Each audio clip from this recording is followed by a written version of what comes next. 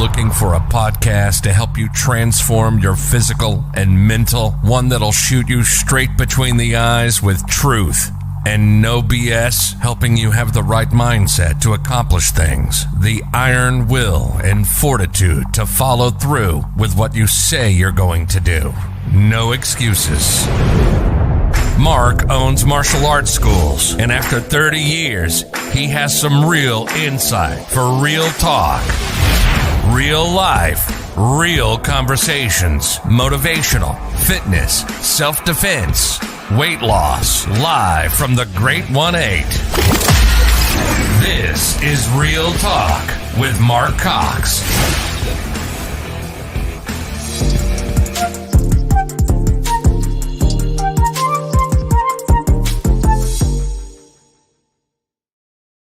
All right. Good morning. Good morning. All right. Good morning. Good morning.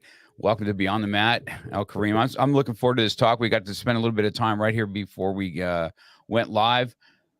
Super excited about kind of the topics we're going to talk about and what you kind of bring to the table to kind of help manage people's stresses and stuff like that. So with no further ado, let's get you introduced. I'm going to have you go ahead and introduce yourself and where you live. You're in Canada. Go ahead and tell them where you're from and what you're doing, and then let's just dive right into some of these questions I got for you. Sounds great. My name is AlKarim Chatur. I live in Oakville, Ontario. So if for anybody that's from Canada or not from Canada, it's sort of the city right in between Niagara Falls and Toronto. We're a small community. I'm married with my wife, who is a pharmacist, and I have two boys, two teenager or young men, I should call. I'm an energy practitioner, a coach, a consultant. And really, I put all of that together because I don't like putting it in silos. I call myself an intrapreneur because of the past experiences that I have in helping professionals and business owners to live a life of love, joy, and abundance by looking at the inside and making sure that we change the inside so that the outside is a reflection of exactly what you want to achieve, not that you're going out there and looking and fighting for what gives you temporary relief or joy. Which is great. This is because I know myself, I wouldn't find myself enjoy all the time. I can tell you that, as an entrepreneur and as you got a lot of responsibilities as an entrepreneur on your back. And mostly it's not about you. It's mostly about who you're trying to take care of is where you kind of lose sleep and you have stress in your life is like, I have other people's lives in my hands. I'm trying to help shape and mold. And if I'm not delivering, I'm not holding up my end, right? Yeah, absolutely. And you know what? I think it would be a fallacy if you said that we all live in joy it all the time, because I'm far from that, right? Something small happens and it triggers you and it changes you and you change your energy and you change how you're feeling and the way you're vibrating, right? And I compare ourselves to being the sky or the clouds, right? The sky is always the same, no matter what it is, whether the sun is shining or it's cloudy. We tend to change as soon as something changes around us.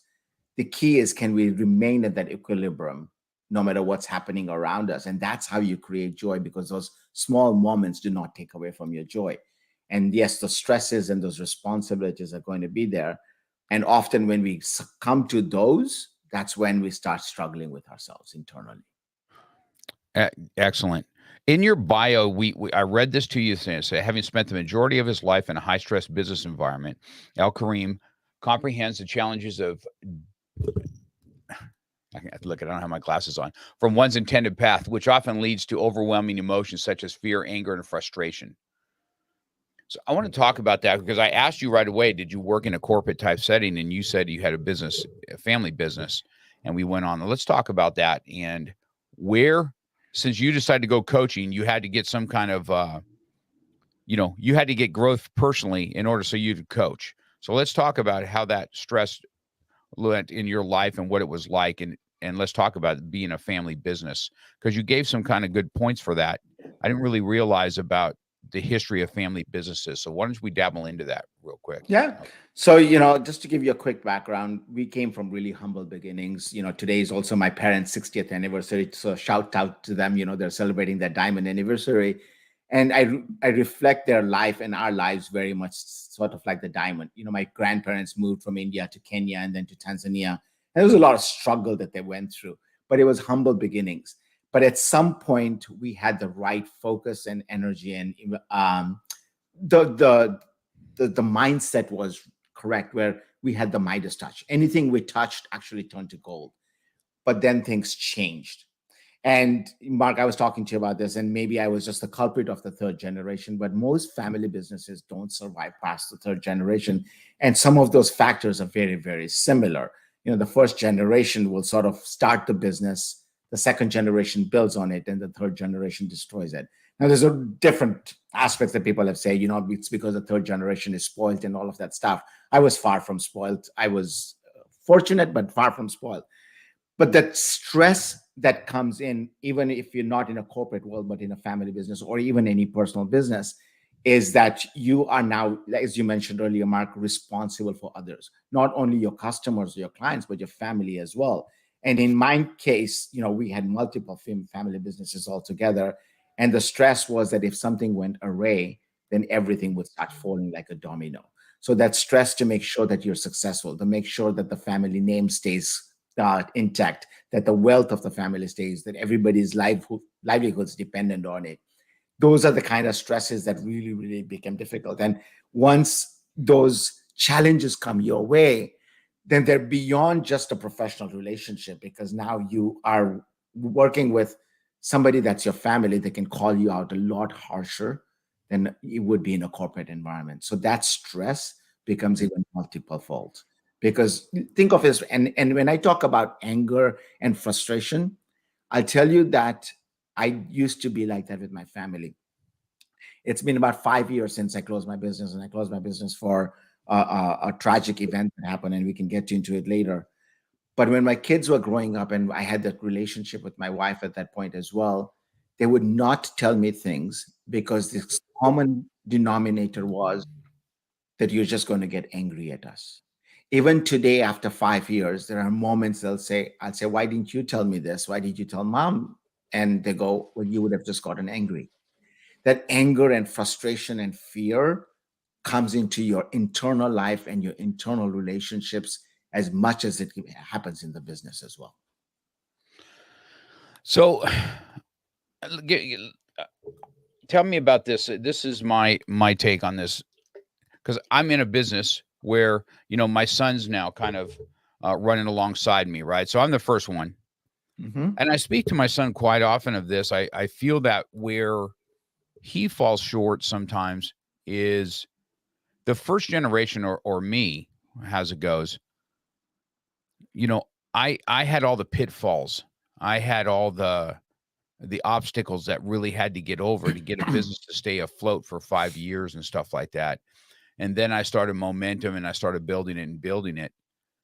And I feel that Mike he didn't have all that. And I feel that that's a detriment in, there's nothing we can do about it. I don't want to go back. You don't want to go backwards and have to go through all that. But do you feel like going from first to second? Now, he does kind of listen to me, right, like that. And I'm kind of trying to see how it could go down to the third generation, where they just kind of think they probably know better than the first generation. You don't know what you're talking about. I can even see it in family amongst your kids, right? Your third child thinks they know everything. But what's your thought on that, on missing out on some of the growth process of growing a business?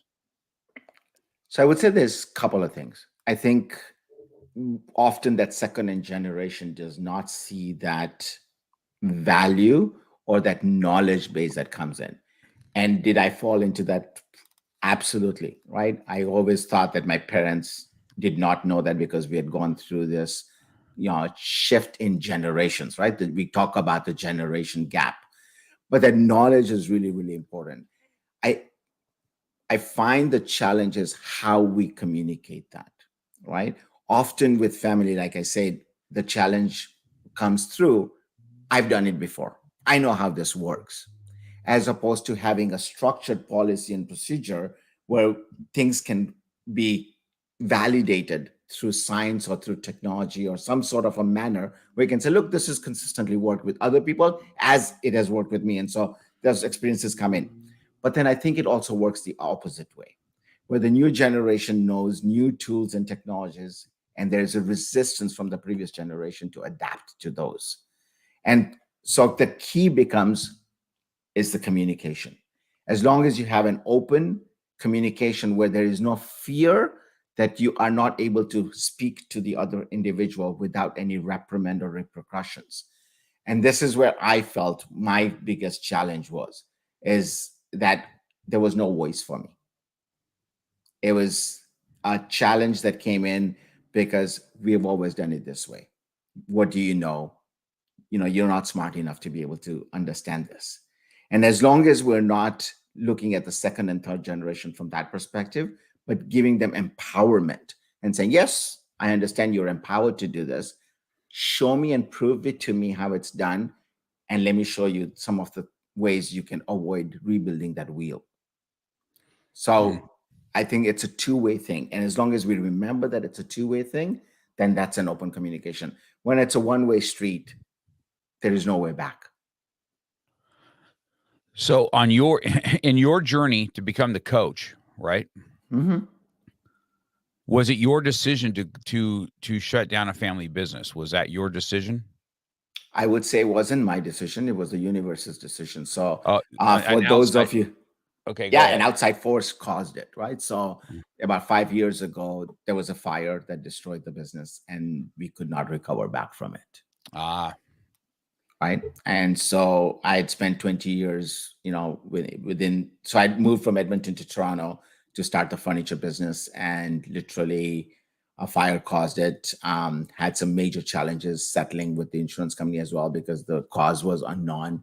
Went on for 5 years. I tried to recover it, and again, I made that mistake of digging my own grave and sort of saying, I can do this. Often what comes into play, and it's for both sides, like, the question you mentioned earlier, is it the first generation or the second generation? There's one aspect that falls into play, which we really, really need to be careful about, is the ego. The first generation has the ego. I built this, so I know everybody. The second and third generation has the ego, which I had, and I'm not ashamed of saying it, is that I got to prove myself I'm smart enough to be able to do this. Mm-hmm. Right? And so when those egos clash, that becomes a challenge. And so to me, why did I become a coach is because I ended up losing the business, and I was in a very tough position. If you've done most of your business in a family environment for over 20 plus years, to try and do something else, nobody's going to hire you, because it's going to be, well, you're too smart in one way, or too experienced. And secondly, you don't have enough experience to be able to join some corporation, because you don't have their practices and the procedures and the policies and all of that stuff. So you're caught between a hard rock and a hard place. So this is where I ran into that challenge. And so I first got introduced to a family friend who is in Africa by the name of Almas.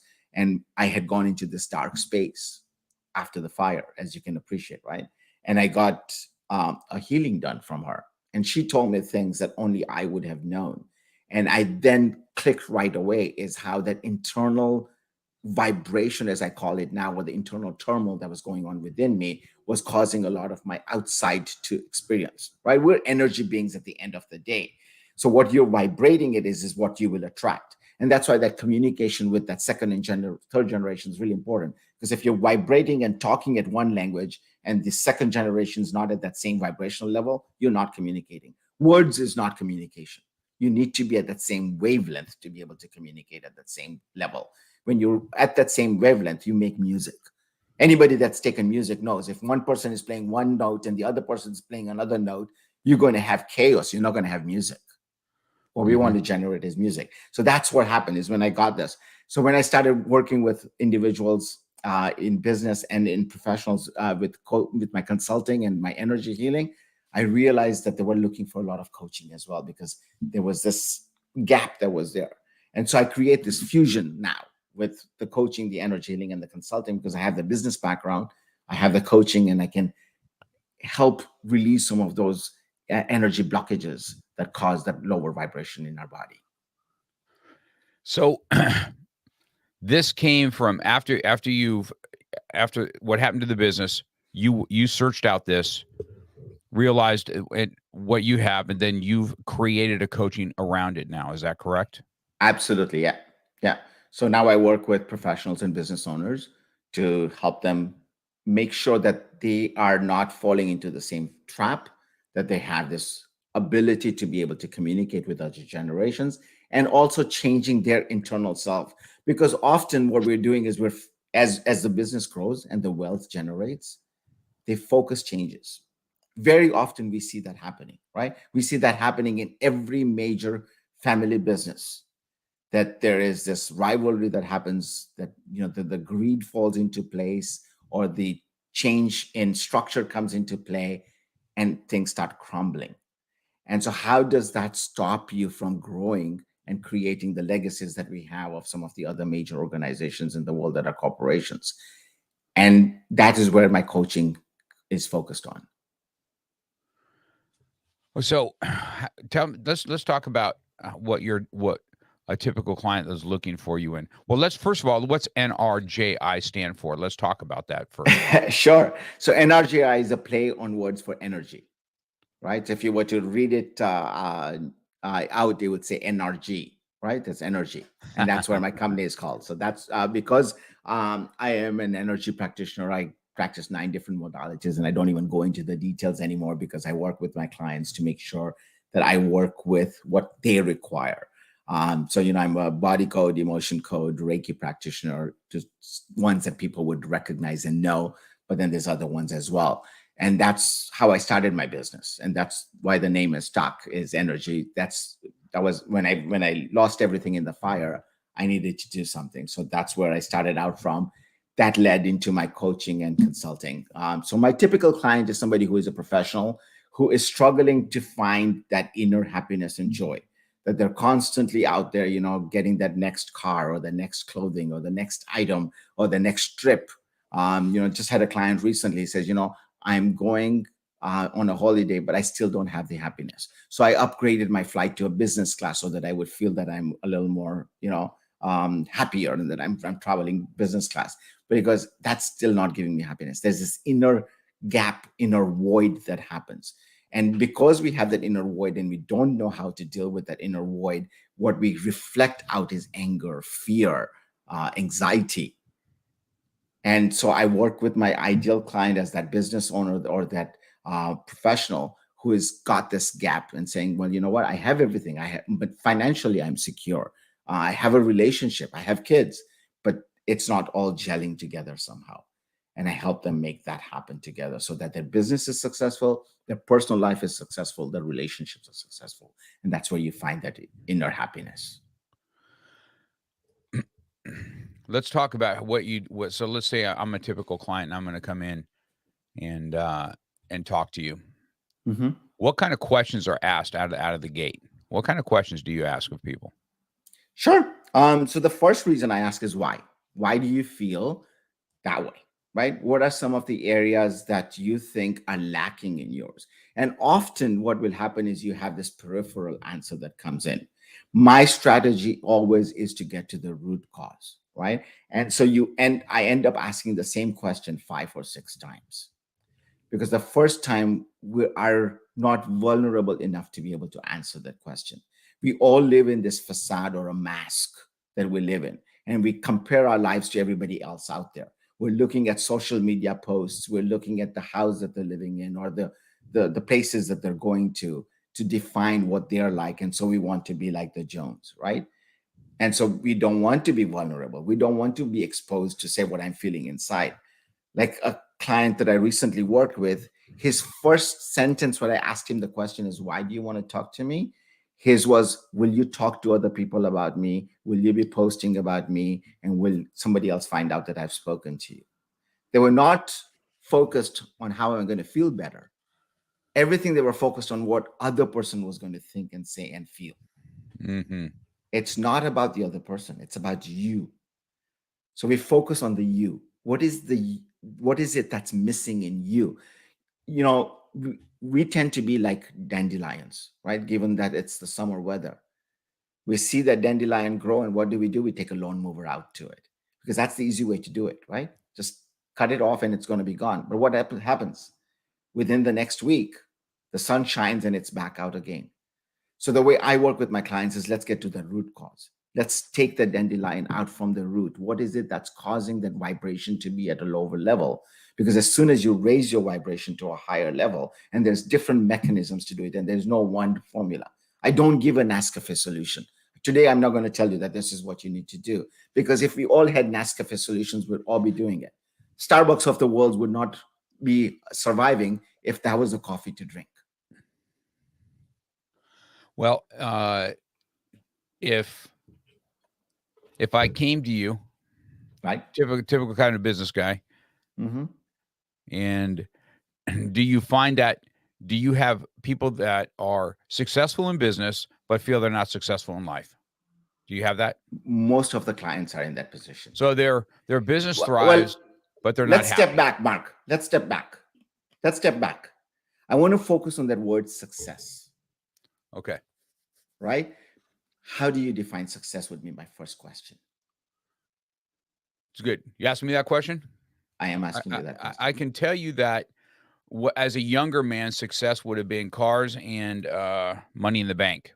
Exactly. Success to me today is that my children are self-sufficient without their dad. Right. In this chaos. That would be success to me. And then success would be that my employees, it's less about me as I get older. Right. And it's way more about others at this point in my life. Right. And so that would be my first question, is when I talk to somebody and says, that I'm not happy, then I would ask them, what is that success? Because often what you're saying you want and the acts that you're doing are not reconciled. Right? So you are chasing after that wealth and cars and everything. I'm not referring to you individually, but I'm saying those clients that define success in one way, but are all on the opposite extreme. And that's that gap is where I help fill that. Right? Because if you're saying success to you is that your children are self-sufficient, that your employees are happy, that, are you able to give yourself some me time? Then I would say that's where success lies. Interesting. Sandy here, this is a good friend of mine. Sure. She's asking the questions. What are some of the mechanisms used to raise vibrations once you've identified the root cause? Thank you for asking that question, Sandy. There are a number of different ones. And like I said, I don't necessarily use one standard method, but I'll tell you one that works 100% of the time, right? And that is the practice of gratitude. Because we all have something to be grateful about. Where the focus goes, the energy flows, right? So often our vibration goes lower because we're focusing on what's not right yet, what I don't have, what I should have, that expectations. And when your expectations are not met, that's when you actually have those results of low vibrations. Because that person should have done this to me. I should have been able to do this. I should have been this at this point in my life. And we start focusing on that. So that is where that vibration lowers. So one guaranteed way to raise your vibration, which I do on a regular basis, and here's a challenge for your listeners, right? If you want to raise your vibration in the next 30 days, take one of these blank books and for 30 days, write down 10 things that you're grateful for every day without repeating yourself. That's 300 things that you're grateful for. And it could be as simple as, the grass is green outside. You see a bird and you say, wow, what a beautiful bird. I saw a bird today. We tend to find those big things that we want, those big rocks. Not everybody has those big rocks. But when you start small, it starts becoming bigger. You start now attracting everything that is good for you. And that's how you change that vibration. And that's just one simple technique that I use. There's a number of different ones, depending on the client. Again, I don't like giving Nescafe solutions. I like to work with the client to find out what suits them best. And there is no one way. A lot of people talk about meditation and mindfulness and listening to podcasts and stuff like that. But if you're not into that mode, no matter what you do, you're not going to connect with it.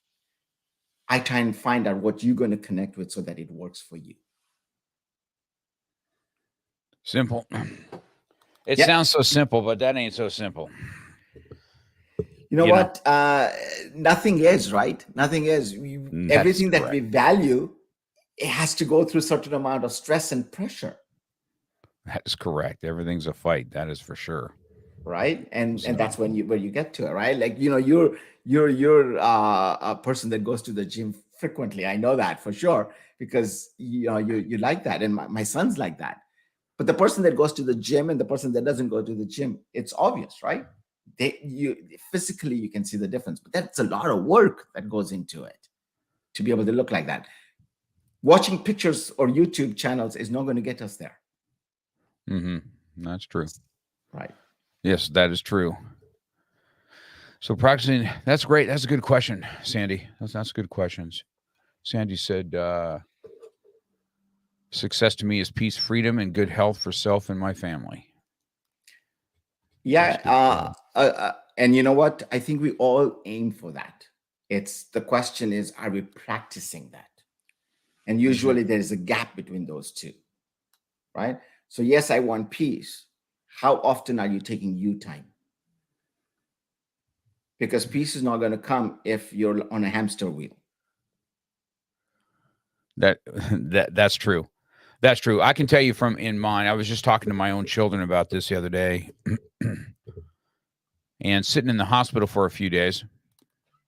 You got a lot of downtime in there. You know what I mean? It sucks. Yeah. In there. You want to talk about a way to really mess your mind up?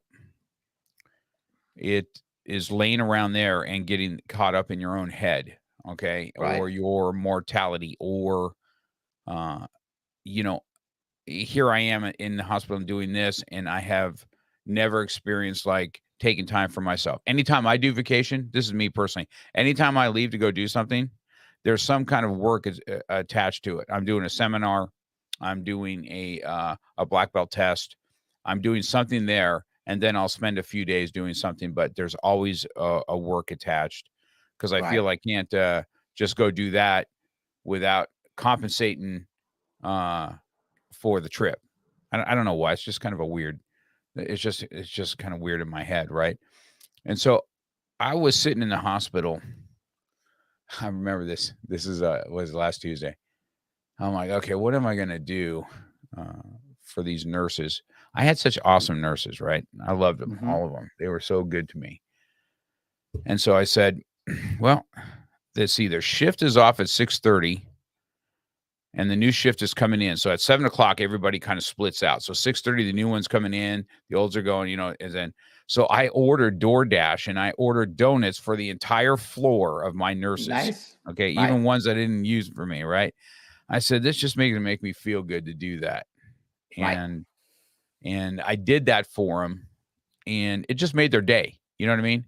Which made my day, which made me a lot happier and a lot less depressed being in the hospital. Okay. Yeah. I was excited when I went to walk. Every time I used the restroom, I would go for a walk for 2-3 laps. You know what I mean? Trying to get out of this situation I'm in.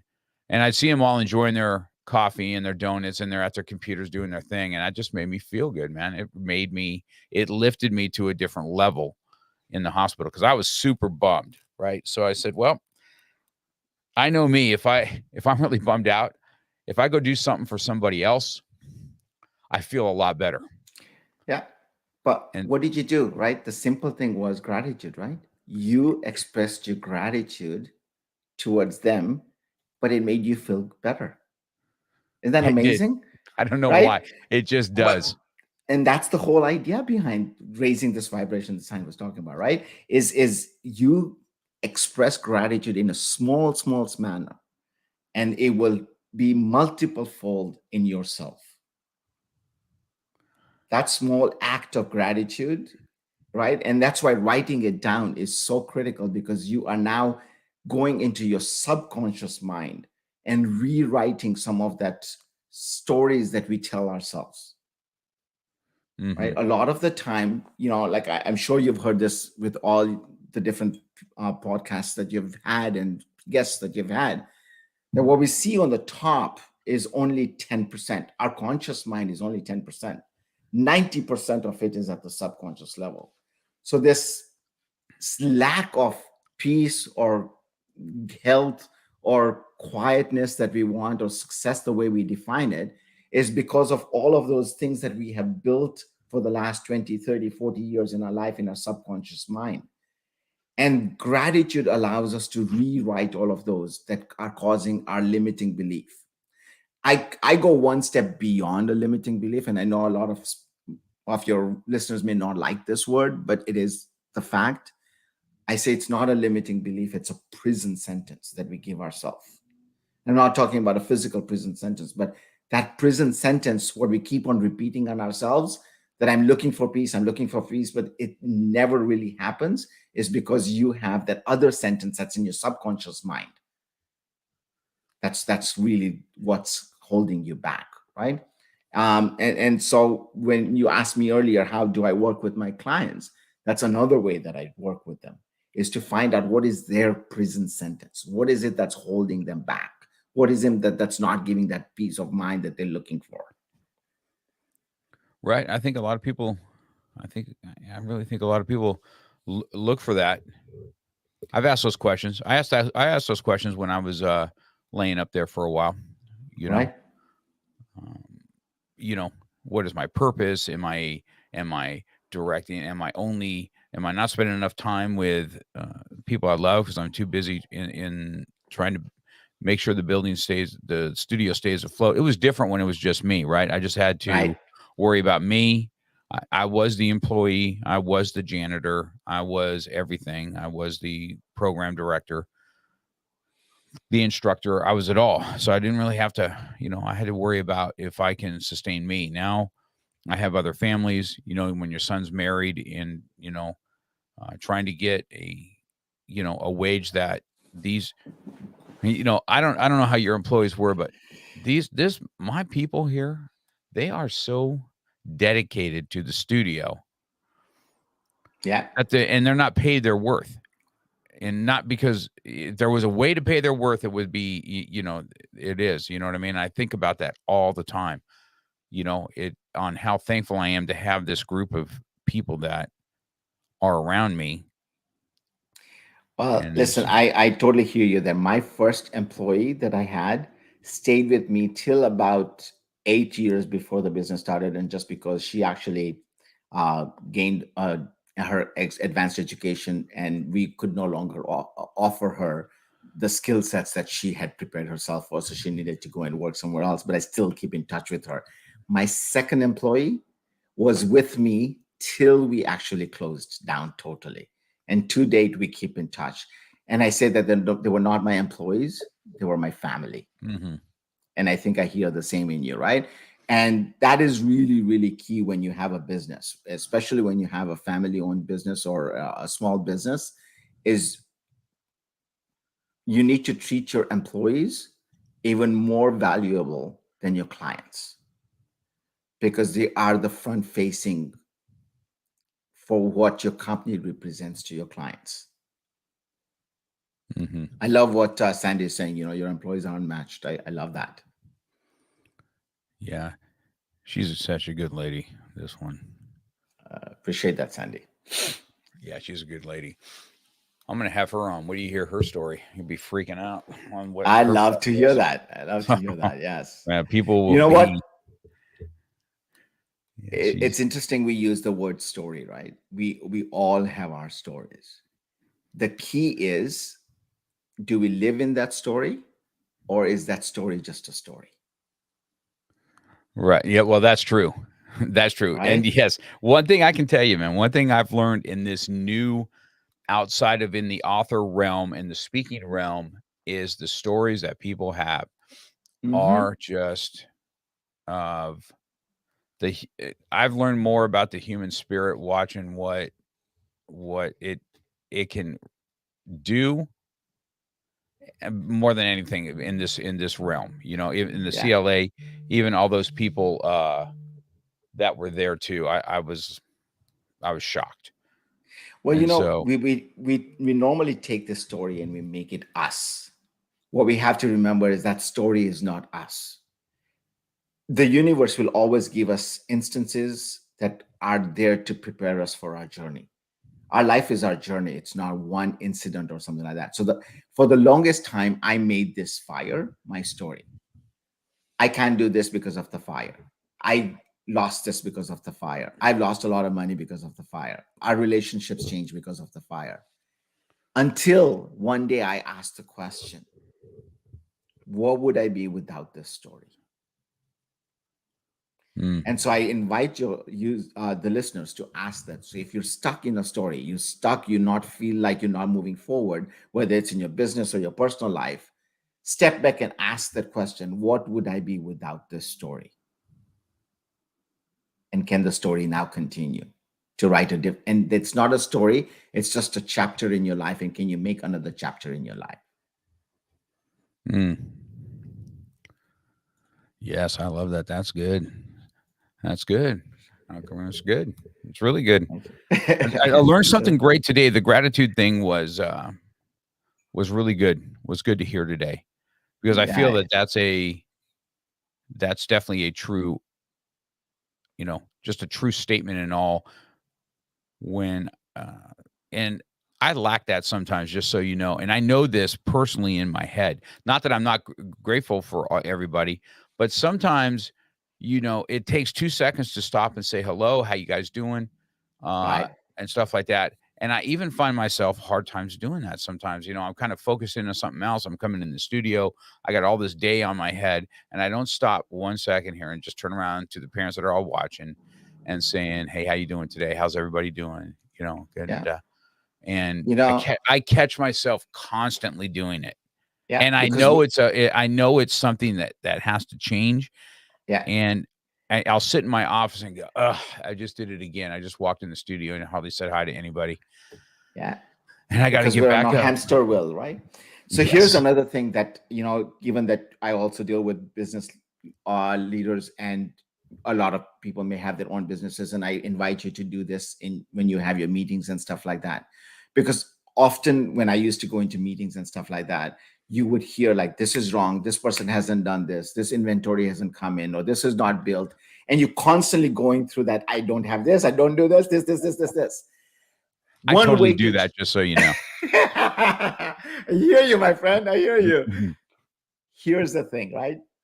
Is when I have my meetings now, I get everybody to say one thing that they're grateful for, or one thing that is a positive in their life for that particular week. It could be personal, it could be business, whatever. They have to. And it's so interesting that recently I had a meeting where there was and we put the executive on spot, and he was stunned. He's like, I don't know. I don't have anything good to say. And it's very hard sometimes to dig deep into those things. Even we look at our media, right? I stopped listening to the news because the first 8 or 9 segments are all about what's wrong with everything else, the world, the politics, whatever the case may be. Everything is wrong. And then they have a little bit at the end. Can we switch it around? Once you do that positive, you raise that vibration, and the challenge that you were looking at is no longer a challenge, but it turns into an opportunity. And that's what we need to do. Okay. I think that this was powerful for me today, because everything you're talking about, I do. I'll sit in a meeting and I'm like, how many freaking times I got to tell you guys? This is what I said to do. You don't do it. I never sit down and say, super grateful for you guys today, and then hammer them, because it's going to be really hard to hammer them after I say I'm super grateful for you. But you know what? I think it's you'll still be able to do it, except they'll receive it better. The moment you start with that negativity, they're already in that low vibration. Now they're connecting with you at the lower vibration. But if you say, hey, look, you know what? These are our achievements today. And I invite you to ask them to speak first as well. What was good for you today? What happened this week that you're grateful for? And have them speak up first. So now they're already at that higher vibration. When you're talking to them, you're now communicating at a much different level than at a defensive level.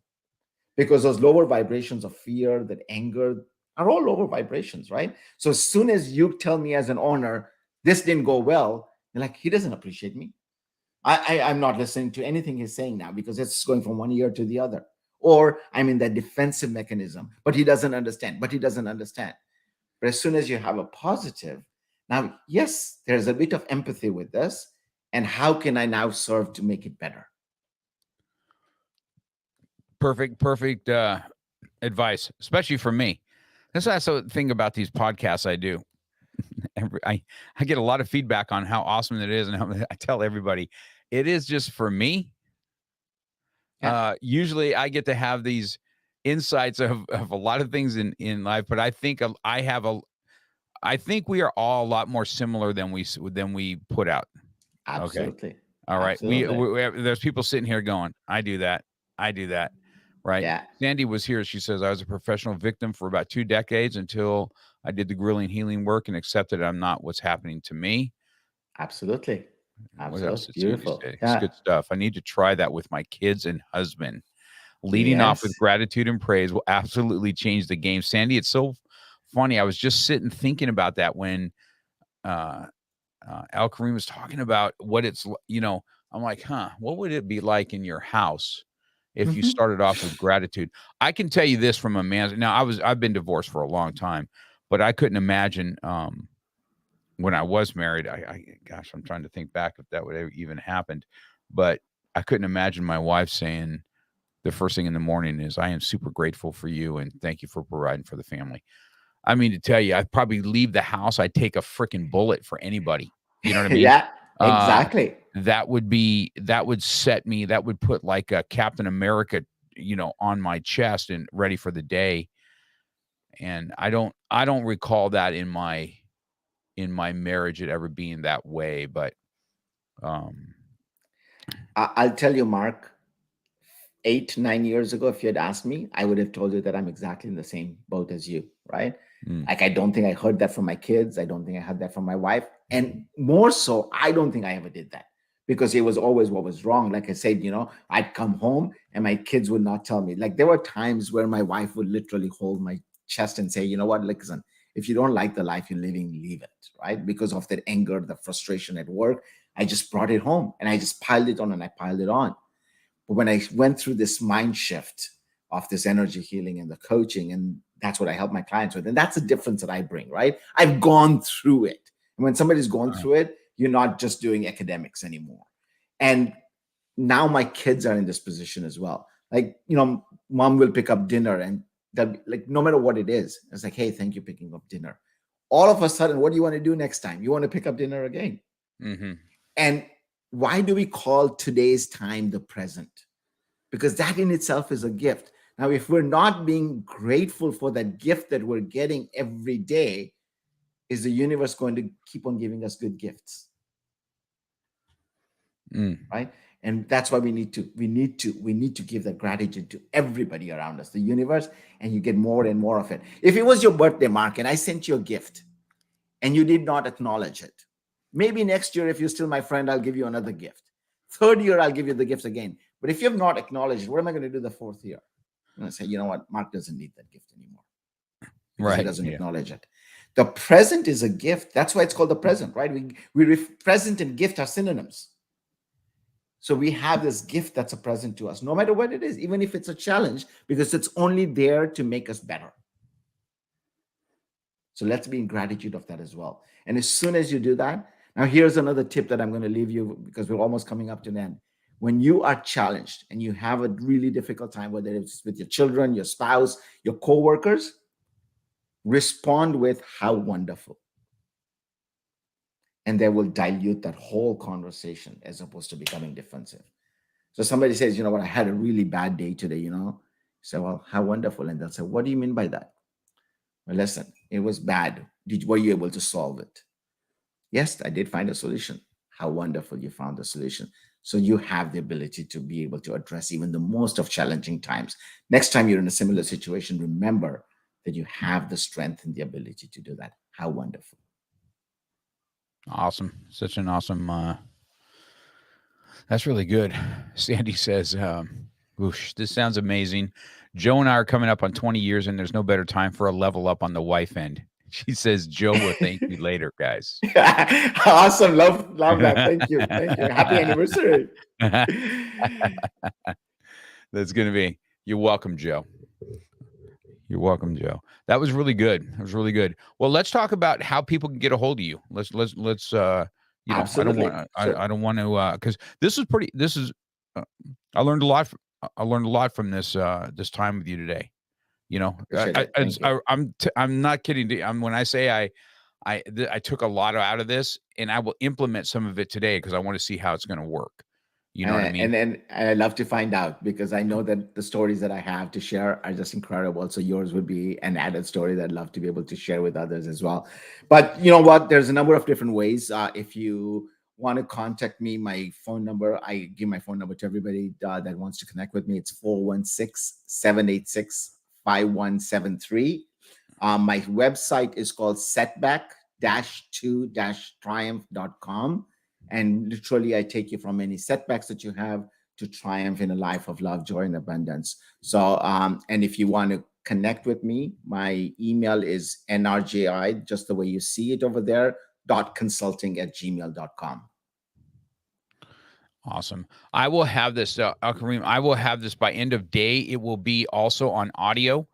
And Nice. also you'll be on my website. So if you could do me a favor when we're done here today, if you could just direct message me all the links that you want, it will be permanently on the website, also under your bios and all that kind of stuff. So people can have a way of connecting with you. I'll make sure all that's on there. So it'll be the audio portion. This will already be loaded and on YouTube by the time we're done here. So you definitely always have the audio. I'll give you the link to what the YouTube is, and you can share. And Perfect. If there's a way that you want it personally downloaded so you can have our episode, there's no problem with me, getting that to you also, however that looks. And because I really want to encourage people on this particular podcast to reach out, to listen to it, and get something from this, especially from somebody that's gone through it. Gone through the anger stages. I'm a pretty intense dude. You may not know that kind of looking at me here, but I'm telling you, I'm a pretty alpha male, and